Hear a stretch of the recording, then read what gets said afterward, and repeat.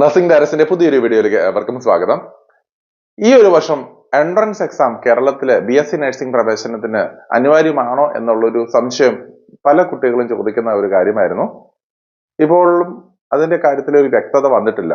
Latest വന്നിരിക്കുന്ന INC notification അനുസരിച്ച് ഈ ഒരു വർഷം ജൂൺ മാസം 15-ാം തീയതിയോടുകൂടി തന്നെ എൻട്രൻസ് എക്സാംസ് നടത്തി ഏകദേശം സെപ്റ്റംബർ മാസം 30-ാം തീയതിയോടുകൂടി തന്നെ അഡ്മിഷൻ പ്രോസസ്സുകൾ കംപ്ലീറ്റ് ചെയ്യണമെന്നുള്ള ഒരു നോട്ടിഫിക്കേഷൻസ് ആണ് വന്നിരിക്കുന്നത്.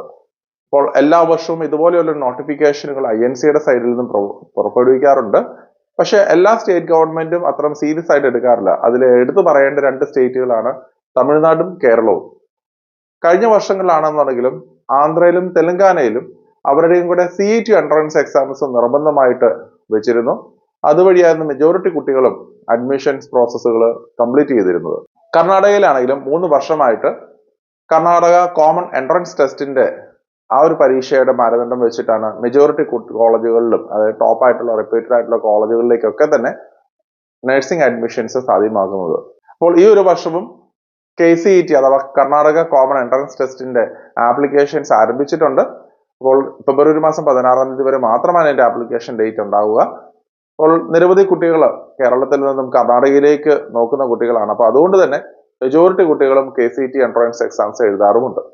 അപ്പോൾ ഈ ഒരു സമയം മാക്സിമം അത് യൂട്ടിലൈസ് ചെയ്യുക. കാരണം നിങ്ങൾ കേരളത്തിലെ ഒരു സാധ്യതകളും കാര്യങ്ങളൊക്കെ വരുന്നും അല്ലെങ്കിൽ അതിന്റെ ഒരു ക്ലാരിറ്റി കിട്ടുമ്പോഴത്തേക്കും ഒത്തിരി ഡിലേ വരാറുണ്ട്.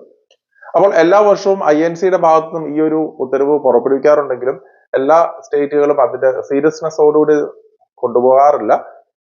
കേരളത്തിലെ കാര്യങ്ങൾ നോക്കിക്കഴിഞ്ഞു കഴിഞ്ഞാൽ എല്ലാ വർഷവും അവസാനം വരെ INCയുടെ സൈഡിൽ നിന്നും കടുപ്പിച്ചും അല്ലാതെയും ഒക്കെ ഉള്ള നോട്ടിഫിക്കേഷനുകൾ വരികയും അടുത്ത വർഷം ശരിയാക്കിക്കൊള്ളാം എന്നുള്ള രീതിയിലത്തേക്ക് ഓരോ അഫിഡവിറ്റുകൾ നൽകി ഇങ്ങനെ കാര്യങ്ങൾ മുന്നോട്ട് പോവുകയാണ് ചെയ്യുന്നത്. അപ്പോൾ INC നോട്ടിഫിക്കേഷൻ പ്രത്യേകിച്ച് പറഞ്ഞിരിക്കുന്ന ഒരു കാര്യം, ഒന്നെങ്കിൽ സ്റ്റേറ്റ് ഗവൺമെന്റിന്റെ ഭാഗത്തു നിന്നോ അല്ലെങ്കിൽ യൂണിവേഴ്സിറ്റിയുടെ ഭാഗത്തു നിന്നോ ആയിരിക്കണം എൻട്രൻസ് എക്സാംസ് കണ്ടക്ട് ചെയ്യേണ്ടത്.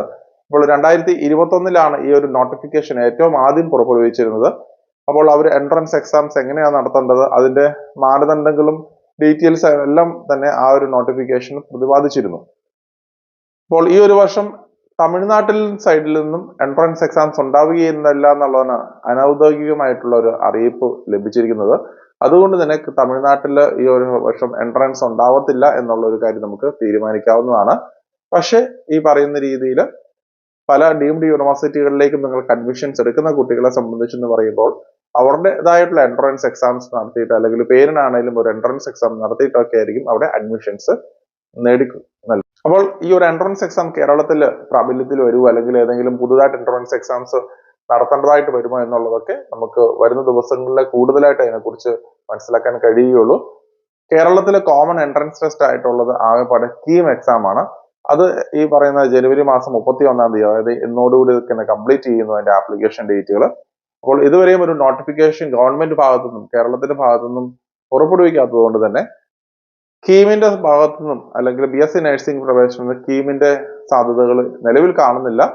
അങ്ങനെ എന്തെങ്കിലും പ്രൊവിഷൻസ് ഉണ്ടെങ്കിൽ തീർച്ചയായിട്ടും നേരത്തെ തന്നെ നോട്ടിഫിക്കേഷൻസ് നൽകുകയും ഡേറ്റുകൾ എക്സ്റ്റെൻഡ് ചെയ്ത് നൽകുകയൊക്കെ ചെയ്യേണ്ടതായിട്ടുണ്ട്. അപ്പോൾ വരുന്ന ദിവസങ്ങളിൽ ഇതിനെക്കുറിച്ചുള്ള കുറച്ചും കൂടി വ്യക്തത നമുക്ക് മനസ്സിലാക്കാൻ കഴിയുന്നതുമായിരിക്കും. അപ്പോൾ ഇത്രയും കാര്യങ്ങളാണ് നമ്മൾ ഈ ഒരു നോട്ടിഫിക്കേഷന്റെ ഭാഗത്തു നിന്നും മനസ്സിലാക്കേണ്ടത്. അപ്പോൾ നമ്മൾ ഇതിൽ നിന്നും കൺക്ലൂഡ് ചെയ്യാൻ പറ്റുന്ന ഒരു കാര്യം, നിങ്ങൾ BSc നഴ്സിംഗിന് തയ്യാറെടുക്കുന്ന കുട്ടികളാണോ, നല്ല റെപ്യൂട്ടഡ് ആയിട്ടുള്ള കോളേജുകൾ അഡ്മിഷൻസ് എടുക്കാൻ താല്പര്യപ്പെടുന്ന കുട്ടികളാണോ, KCET അതായത് കർണാടകയിലേക്ക് KCETയുടെ എൻട്രൻസിന്റെ ആപ്ലിക്കേഷൻസ് നൽകുക.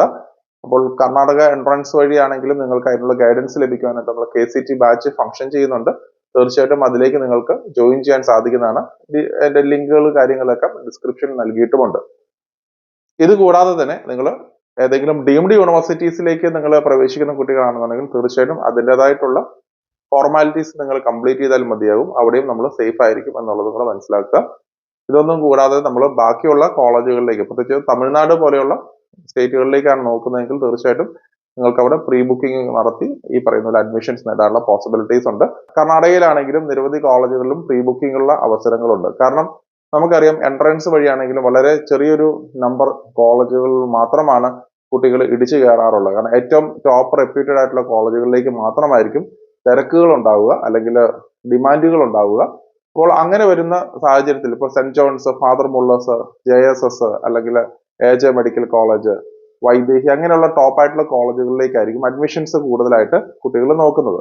അപ്പോൾ ആ ഒരു കോളേജുകളിലേക്ക് പ്രവേശിക്കാനായിട്ടുള്ള ഏറ്റവും സുതാര്യമായിട്ടുള്ള, ഏറ്റവും ഈസിയസ്റ്റ് ആയിട്ടുള്ള വേ എന്ന് പറഞ്ഞാൽ ഈ KCET എൻട്രൻസ് എക്സാം വഴിയായിരിക്കും. അതേസമയം ചെറിയ രീതിയിലുള്ള കോളേജുകളിലും സാധാരണ കോളേജുകളിലേക്ക് വെക്കുന്ന അത്രയും ഒരു തിരക്കുകൾ ഉണ്ടാവുകയില്ല. ഫീസും കമ്പാരിറ്റീവ്ലി കുറവുമായിരിക്കും.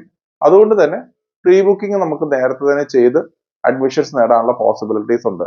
എന്ത് തന്നെയായാലും എൻട്രൻസ് എക്സാംസ് കഴിഞ്ഞതിന് ശേഷവും ലാസ്റ്റ് ആയിട്ടുള്ള സീറ്റുകളിലേക്ക് ഏറ്റവും അവസാനം ഗവൺമെന്റ് ഭാഗത്തു നിന്നും ഉത്തരവ് ഉണ്ടാവാറുണ്ട്. ബാക്കിയുള്ള ലാസ്റ്റ് ആയിട്ടുള്ള സീറ്റുകളിലേക്ക് എൻട്രൻസ് എക്സാം എഴുതാത്ത കുട്ടികൾക്ക് പ്രവേശിക്കാൻ പറ്റും എന്നുള്ളത്. അപ്പോൾ ഈ ഒരു കാര്യം പ്രത്യേകം ശ്രദ്ധിക്കുക. റെപ്യൂട്ടഡ് ആയിട്ടുള്ള ടോപ്പ് ആയിട്ടുള്ള കോളേജുകളിലേക്കാണ് നിങ്ങൾ ഫോക്കസ് ചെയ്യുന്നതായിട്ട് അത്യാവശ്യം മാർക്കുള്ള കുട്ടികൾ, കേരളത്തിലും കൂടെ ഫോക്കസ് ചെയ്യുന്ന കുട്ടികളാണെന്നുണ്ടെങ്കിൽ, കേരളത്തിൽ അഡ്മിഷൻ കിട്ടിയിട്ടില്ല എങ്കിൽ ആ ഒരു ലെവൽ അല്ലെങ്കിൽ ടോപ്പ് ആയിട്ട് നിൽക്കുന്ന കോളേജുകളിലേക്ക്, കർണാടകയിലേക്ക് നോക്കുന്ന കുട്ടികൾ തീർച്ചയായിട്ടും CET എൻട്രൻസ് വഴി നിങ്ങൾക്കൊന്ന് ട്രൈ ചെയ്ത് നോക്കാവുന്നതാണ്. അല്ലാതെ നിങ്ങൾക്ക് പാക്കേജ് കുറവുള്ള ഒരു 7 lakhs ആ റേഞ്ചൊക്കെയാണ് പാക്കേജ് നിങ്ങൾ ഉദ്ദേശിക്കുന്നതെങ്കിൽ തീർച്ചയായിട്ടും പ്രീ ബുക്കിംഗ് ഉള്ള ഓപ്ഷൻസും നിരവധിയായിട്ടുണ്ടെന്ന് കൂടെ മനസ്സിലാക്കുക. അതേസമയം ആന്ധ്ര, തെലങ്കാന തുടങ്ങിയുള്ള സംസ്ഥാനങ്ങളിലേക്കാണെങ്കിൽ അവരവരുടേതായിട്ടുള്ള CET എൻട്രൻസ് എക്സാംസ് നിലവിലുണ്ട്. ഒന്ന് ആന്ധ്രയിലാണെങ്കിൽ ആന്ധ്രാപ്രദേശ് CET, APCET എന്ന് പറഞ്ഞിട്ട് ആന്ധ്രാപ്രദേശിൻ്റെ ആയിട്ടുള്ള കോമൺ എൻട്രൻസ് ടെസ്റ്റുകളുണ്ട്. കഴിഞ്ഞ വർഷവും അത് എഴുതിയ കുട്ടികൾക്കായിരുന്നു അവർക്ക് എലിജിബിലിറ്റി നൽകിയിരുന്നത്. അപ്പോൾ ഈ ഒരു വർഷവും അതിന്റെ കൂടുതലായിട്ടുള്ള ക്ലാരിഫിക്കേഷൻസ് കിട്ടാനായിട്ടുണ്ട്. ഇത് കൂടാതെ തന്നെ ഏതാനും ചില സ്റ്റേറ്റുകളിൽ, ഉദാഹരണമായിട്ട് ഡൽഹി, മഹാരാഷ്ട്ര തുടങ്ങിയുള്ള സ്റ്റേറ്റുകളിലൊക്കെ ആണെങ്കിലും നീറ്റിന്റെ എക്സാംസ് അവർ കൺസിഡർ ചെയ്യാറുണ്ട്. നീറ്റ് എലിജിബിലിറ്റി വെച്ചിട്ട് ഒരു പക്ഷേങ്കിൽ എൻട്രൻസ് എക്സാംസ് ആയിട്ട് കൺസിഡർ ചെയ്തിട്ട് അവർ നഴ്സിംഗ് അഡ്മിഷൻസും നോക്കാറുണ്ട്. അപ്പോൾ തീർച്ചയായിട്ടും നിങ്ങൾക്ക് നീറ്റ് വഴി നോക്കുകയാണെന്നുണ്ടെങ്കിൽ MNS, അതുപോലെ RAK, ജിപ്മർ തുടങ്ങിയുള്ള സെൻട്രൽ ഗവൺമെന്റ് ഇൻസ്റ്റിറ്റ്യൂഷനിലേക്കൊക്കെ നഴ്സിംഗിലേക്കൊക്കെ അഡ്മിഷൻസ് നേടുവാനായിട്ട് ഈ ഒരു പ്രൊവിഷൻസ് അല്ലെങ്കിൽ ഈ ഒരു വഴിക്ക് അല്ലെങ്കിൽ നീറ്റ് എക്സാംസ് വഴി നമ്മൾ അഡ്മിഷൻസ് നോക്കേണ്ടതായിട്ടുണ്ട്. കൂടാതെ തന്നെ എയിംസ് പോലെയുള്ളതിനൊക്കെ സെപ്പറേറ്റ് എൻട്രൻസ് എക്സാംസ് വീണ്ടും വരാനായിട്ടിരിക്കുന്നുണ്ട്. ഇത്രയും കാര്യങ്ങൾ നിങ്ങൾ മനസ്സിലാക്കുക.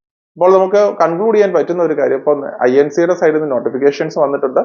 ഇനിയിപ്പോൾ ഗവൺമെന്റ് ഭാഗത്തു നിന്നുമാണ് ഡിസിഷൻസ് എടുക്കേണ്ടത്. അപ്പോൾ കേരള ഗവൺമെന്റിന്റെ ഭാഗത്ത് നിന്ന് എന്തെങ്കിലും ഡിസിഷൻസ് എടുക്കുമോ, എൻട്രൻസ് നടത്തുമോ എന്നുള്ള കാര്യങ്ങൾ ഈ ഒരു മാസത്തിനുള്ളിൽ തന്നെ, ഫെബ്രുവരി മാസത്തിൽ തന്നെ നമുക്ക് അറിയാൻ കഴിയുന്നതാണ്. അപ്പോൾ അതിന്റെ ബാക്കിയുള്ള നോട്ടിഫിക്കേഷൻസും കാര്യങ്ങളും ഒക്കെ തീർച്ചയായിട്ടും ഈ ചാനലിൽ കൂടി നിങ്ങൾക്ക് അപ്ഡേറ്റ് ചെയ്ത് കിട്ടുന്നതുമായിരിക്കും. അപ്പോൾ മറ്റൊരു അപ്ഡേറ്റുമായി ഉടൻ തന്നെ കാണാം. നന്ദി.